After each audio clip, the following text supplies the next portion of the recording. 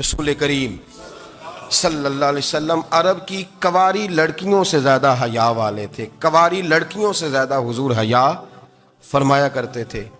جب خانہ کعبہ کی مکہ شریف میں تعمیر ہو رہی تھی نا، اہل عرب اس کو تعمیر کر رہے تھے، تو نبی پاک صلی اللہ علیہ وسلم اپنے چچا حضرت عباس کے ساتھ خانہ کعبہ کی تعریف میں مصروف تھے. تو عرب کے لوگ چونکہ لمبا کرتا پہنتے تھے پیروں تک، تو نیچے اگر کسی وقت کوئی چیز نہیں بھی ہوتی تھی تو کسی کو وہ نظر نہیں آتی تھی، چونکہ پردہ رہتا تھا، ایک لمبا کرتا پہنا ہوا ہوتا تھا.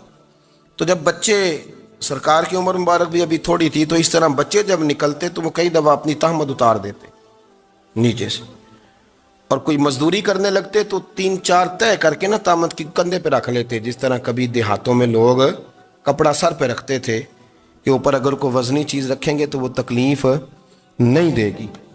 نبی پاک صلی اللہ علیہ وسلم بھی سب لوگوں کے ساتھ خانہ کعبہ کی تعمیر میں شامل تھے. تو حضرت عباس رضی اللہ تعالیٰ عنہ نے کہا حضور سے، ابھی اعلان نبوت بھی نہیں فرمایا تھا، بھتیجے آپ بھی تہمت اتاریے، یہ صحیح مسلم میں حدیث موجود، اور اس کو کندھے پہ رکھ لیجیے، آپ اینٹیں اٹھا کے لا رہے ہیں تو ذرا آپ کو تکلیف نہیں ہوگی. تو سرکار دو عالم صلی اللہ علیہ وسلم سے یہ بات کہی، اور پھر جلدی سے حضور کی تہمت کو نکال کے نا، حالانکہ لمبا کرتا پہنا ہوا ہے، تو وہ جیسے ہی ان کے کندھے پہ رکھا اینٹیں رکھنے کے لیے، تو سرکار تو زمین پہ گر گئے، بے ہوش ہو گئے، آنکھیں آسمان کی طرف، اور پھر حضور پکار رہے ہیں آزاری آزاری آزاری، میرا تہمت دے دو، میرا تہمت دے دو. کبھی کوئی شخص اس وجہ سے بھی بے ہوش ہوا ہے کہ میرے وجود سے کپڑا اتر گیا ہے؟ حالانکہ سرکار پر وہ بے ہوشی بھی نبی پاک کا وہ جو غلبہ ہے نا شرم و حیا کا، اس کی وجہ سے ہوا. ورنہ تو حضور فرماتے ہیں کہ میری آنکھیں سو جاتی ہیں، دل تو میرا اس عالم میں بھی جاگتا رہتا ہے. تو سرکار زمین پہ تشریف لے آئے، آنکھیں میرا تہمت دے دو، میرا تہمت دے دو. تو جلدی سے انہوں نے تہمت دیا تو حضور نے باندھ لیا. پھر طبیعت مبارک میں تسلی ہوئی، یعنی ہم اس رسول کے غلام ہیں کہ جن کے تو وجود سے کپڑا اتر جائے تو حضور برداشت نہیں کرتے، قبول نہیں فرماتے، تکلیف شروع ہو جاتی. لیکن یہاں نوجوان ہیں اور بڑا قد کاٹ ہے اور بڑے بڑے سمجھدار لوگ ہیں، گرمی آتی ہیں تو شارٹ کپڑے پہن کے گھومتے ہیں. ان کو خیال نہیں کہ یہ وہ والا لباس ہے جو باہر تو کیا گھر میں اماں کے سامنے نہیں پہننا چاہیے، بہنوں اور بیٹیوں کے سامنے نہیں پہننا چاہیے. آپ کی گفتگو میں شرم و حیا ہو، آپ کے لب و لہجے کے اندر حسن ہو.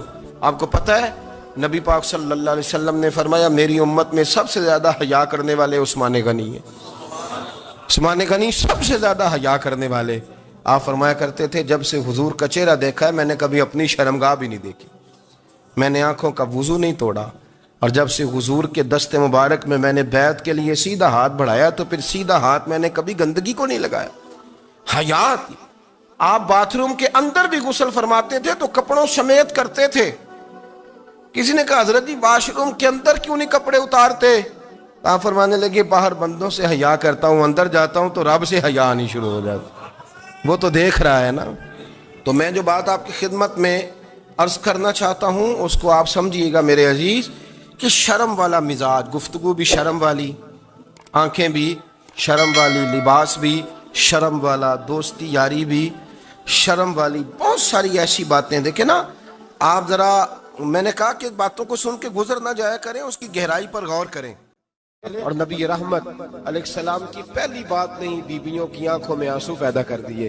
حضور فرمانے لگے سنو، جب کوئی عورت بچہ پیدا کر لیتی ہے تو رب اسے اتنا ہی درجہ دیتا ہے جتنا ایک شہید کو درجہ عطا کرتا ہے. اور فرمایا جب وہ عورت، اس کا بچہ آ جاتا ہے، اب وہ رات کو روتا ہے، وہ اٹھتا ہے، پخانہ اور پیشاب کرتا ہے، اپنے وجود کو آلودہ کر لیتا ہے. تو نبی پاک صلی اللہ علیہ وسلم فرمانے لگے وہ عورت یہ فکر نہ کرے کہ وہ دیکھو مرد تو آرام سے سویا ہوا ہے اور میں اٹھ کے بچے کو صاف کر رہی ہوں، پخانہ پیشاب دھو رہی ہوں. میرے محبوب نے ہر مرتبہ فکر کو، حضور نے زندگی اس کے ہر شعبے سے تعلق رکھنے والے آدمی کو عزت دی.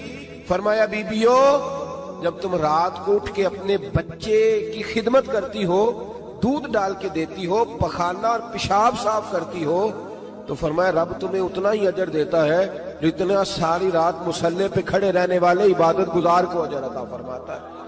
اتنا اللہ تمہیں اجر دیتا ہے ہر شخص کے حصے میں. ہر شخص کے حصے میں میرے نبی پاک نے عزت لکھی، ہر شخص کے حصے میں۔ رسول پاک نے وقار، رشتوں کو حضور نے اتنا مضبوط کر دیا، اتنا مضبوط کر دیا کہ رشتے رشتے نہیں درد بن گئے۔ ماں کا نام آتا ہے تو آنکھوں میں آنسو آ جاتے ہیں نا، ماں کا نام آتا ہے تو دل تڑپتا ہے نا۔ یار یہ انقلاب ہے جو میلاد والے رسول نے برپا کیا، ورنہ حضرت طارق ابن عبداللہ کہتے ہیں میں حضور کے اعلان نبوت سے پہلے بھی مکے آیا تھا۔ آپ فرماتے ہیں میں نے ایک بوڑھی عورت کو، ایک نوجوان کو گلے میں رسی ڈال کے گھسیٹ کے لے جاتے دیکھا، تو میں نے اس سے کہا کہ یہ کیا کر رہے ہو، کون ہے یہ بی بی، کیا مسئلہ ہے؟ تو وہ کہنے لگا جی میری اماں ہے، بوڑھی ہو گئی ہے، کسی کام کی نہیں رہی تو بیچنے جا رہا ہوں، چلو کسی کے برتن جب مانجے گی تو میرے تو پاس کچھ نفع آئے گا نا بیچنے۔ یہ داستانیں نہیں، ابھی بھی جن لوگوں کی طبیعت سخت ہوتی ہے وہ قتل نہیں کر دیتے ماں باپ کو۔ واقعہ سنے نا آپ نے کہ ابا میرے نام زمین نہیں کر رہا تو مار دیا۔ جب کلیجے سخت ہوتے ہیں تو کام ہو جاتا ہے۔ ایک طرف وہ منظر تھا اور ایک طرف یہ منظر ہے کہ حضرت حلیمہ سعدیہ رضی اللہ تعالی عنہ، ان کا نام نہیں ہے حضرت حلیمہ کا مسلم شریف میں، وہ امام زرقانی نے لکھا ہے، ورنہ مسلم میں یہ روایت اپنے اصل انداز میں موجود ہے۔ حضرت ابو ہریرہ رضی اللہ تعالیٰ عنہ فرماتے ہیں کہ جناب حلیمہ بوڑھی عورت، سادی عورت، اگر آپ کبھی معاشرتی لحاظ سے حضرت حلیمہ کا انداز دیکھیں گے نا، توجہ ہے میری بات پر، سمجھ آ رہی ہے آپ حضرات کو؟ جو ہمارا معاشرتی ماحول ہے نا، معاشرتی ماحول، تو حضرت حلیمہ سعدیہ رضی اللہ تعالیٰ عنہ کی حیثیت آج کے معاشرے میں اگر دیکھی جائے تو ایک آیا، بچوں کو پالنے والی آیا نہیں ہوتی، وہ آیا تھی۔ اسکول میں ایک آیا ہوتی ہے، جب بچہ چھوٹے ہمارے پرائیویٹ سکولز میں بچے جاتے ہیں تو عورت سنبھالتی ہے، دودھ ڈال دیتی ہے، کئی دفعہ فیڈر بھی پلا دیتی ہے، بچہ اگر پخانہ پیشاب کرتا ہے تو خدمت کرتی۔ یہ عورتیں اس زمانے میں چھوٹے بچے لے جاتی، پالا کرتی۔ تو بتانا دائی کی، آیا کی، میں مثال دے رہا ہوں، اور نرس کی کیا حیثیت ہے معاشرے میں۔ اور حضرت حلیمہ سعدیہ جب نبی پاک کو واپس لے کے آئی تھی تو چلو کچھ نہیں، لیکن نہ کچھ معاوضہ بھی انہیں حضرت عبد المطلب نے عطا کیا تھا، جناب آمنہ نے انہیں کچھ، ایک معنی یہ بھی ہو سکتا تھا کہ پیسے دے کے یہ کام کرایا، معنی ہو سکتا تھا۔ آج جو گھر میں اماں برتن دھوتی ہے اس کی کیا حیثیت ہوتی ہے؟ وہ تو بیچاری جن برتنوں کو دھو کے ہمیں دیتی ہے، بعد میں انہی برتنوں میں ہم انہیں کھانا کھانے کی اجازت نہیں دیتے۔ لیکن میرے رسول پاک نے رشتوں کو عزت دے دی، اس طرح کی عزت دی، اس طرح کی عزت دی کہ جناب حلیمہ مسجد نبی کا دروازہ گزری ہی تھی کہ حضرت ابو ہریرہ فرماتے ہیں نبی پاک منبر پر اٹھ کے کھڑے ہو گئے، رسول پاک کھڑے ہوئے، نبی پاک۔ میں کبھی کبھی یہ روایت دیکھتا ہوں تو میرا دل کرتا ہے میں اپنے آپ سے پوچھوں، میرا دل کرتا ہے میں اپنے یاروں دوستوں خطباء سے، واعظین سے، پیروں سے، مشائخ سے پوچھوں کہ تو بھی بتا، جب تو شاگردوں کو پڑھا رہا ہوتا ہے اور تیرے ابا جی آتے ہیں تو کبھی اٹھ کے کھڑا ہوا ہے؟ اپنے جیسے لوگوں سے، اچھے علماء کی بات نہیں کرتا، کبھی سوال کرو۔ یہ بڑا مشکل کام ہوتا ہے، بڑا مشکل کہ عالم دین تقریر کر رہا، والد آ جائے، بندہ اٹھ کے کھڑا ہو۔ لیکن رسول پاک نے عزتیں دی، وقار دیا۔ جناب حلیمہ داخل ہوئی تو حضور منبر پہ کھڑے ہوئے اور اتنی تیزی سے حضور آگے بڑھے، اپنی چادر کو اتارا اور پھر میرے رسول نے زمین پہ بچھایا، اور پھر حضرت حلیمہ سعدیہ بیٹھ گئی۔ اور جناب ابو ہریرہ فرماتے ہیں جتنی دیر نبی پاک ان کے سامنے بیٹھے رہے، اتحیات کی حالت میں بیٹھے رہے۔ حضور نے رشتوں کو وہ وقار دیا، وہ حسن دیا کہ رشتے درد بن گئے ہیں۔ اب ماں کا نام دل میں بعد میں آتا ہے، زبان میں بعد میں آتا ہے، آنسو پہلے آتے ہیں۔ اب ماں کا رشتہ ایک وقار ہے، ایک حسن۔ الحاوی للفتاوی میں امام جلال الدین سیوطی رحمت اللہ لکھا ہے، فتح مکہ کے بعد نا کمال ہو گیا، وَرَأَيْتَ النَّاسَ يَدْخُلُونَ فِي دِينِ اللَّهِ أَفْوَاجًا، فوجوں کی فوجیں دین میں آ گئی۔ ایک زمانہ تنہائیوں کا ہوتا ہے، ایک عروج کا ہوتا ہے۔ عروج کے زمانے میں بڑے تعلق، بڑے رش، بڑی باتیں۔ اب حال یہ تھا فتح مکہ کے بعد کہ پہلے تو ایک آدھ آدمی کلمہ پڑھتا تھا، فوجوں کی فوجیں آتی۔ ایک دن نبی پاک نماز پڑھانے آئے مسجد میں، میرے نبی پاک صلی اللہ علیہ وسلم جب مسجد میں آئے تو مسجد کھچا کھچ بھری ہوئی، گلیاں بھی بھری، 10,000 کے قریب لوگ مدینے میں جمع ہیں حضور کے پیچھے نماز پڑھنے کے لیے۔ پڑھیے صلی اللہ علیہ وسلم۔ نبی پاک صلی اللہ علیہ وسلم تشریف لائے نا، جیسے ہی مسجد میں داخل ہوئے تو 10,000 کا مجمع اٹھ کے کھڑا ہو گیا. ہمارے لیے لوگ کھڑے ہوتے ہیں تو ہماری آنکھیں پرنم نہیں ہوتی، بلکہ ہم اپنا حق سمجھتے ہیں. ہم کہتے ہیں ان کا بنتا ہے کھڑے ہونا. حالانکہ بھائی دنیا سب کے لیے کھڑی نہیں ہوتی. جب کوئی کھڑا ہونا تو نظر جھک جانی چاہیے اور تیرے دل میں خیال آنا چاہیے کہ یا اللہ مجھ پہ رحم ہی رکھنا، اے اللہ میری پردہ پوشی کرنا، یا اللہ یہ تیری دی ہوئی عزت ہے، مہربانی کر خفیہ تدبیر سے محفوظ فرما. کہ ہمیں احساس نہیں ہوتا الا ماشاءاللہ. اللہ کے محبوب داخل ہوئے تو 10,000 کا مجمع کھڑا ہو گیا. 10,000 آدمی کھڑا ہو تو ایک کیف بنتا ہے. تو میرے جیسا آدمی تو ویس کو سیدھی کرنے لگ جاتا ہے نا کہ بڑی شان ہے جناب، کالر ٹھیک کر لو، دستار سیدھی کر لو، کیا بات. اتنے لوگ بھی کبھی کسی کے گاڑی کے پیچھے بھاگے. لیکن نبی پاک کا انداز کیا تھا؟ رسول پاک کی آنکھوں میں آنسو آ گئے.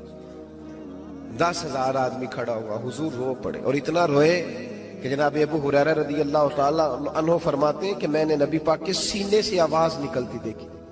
جب آدمی زیادہ روتا ہے تو سینے سے آواز آتی. حضور روئے کہ سینے سے آواز آئی. آپ فرماتے ہیں پھر حضور نے آنسو پوچھے، پھر نماز مکمل ہوئی. جب لوگ چلے گئے تو حضرت ابوبکر صدیق اٹھ کے قریب گئے، کہا یا رسول اللہ صلی اللہ علیہ وسلم آج کوئی وجہ نہیں تھی رونے کی، آپ آئے ہیں اور رونا شروع کر دیا. تو میرے محبوب فرمانے لگے آج جب میں نے اپنی وہ شانیں دیکھی، وہ مقام دیکھا تو مجھے اپنی اماں کی یاد آ گئی.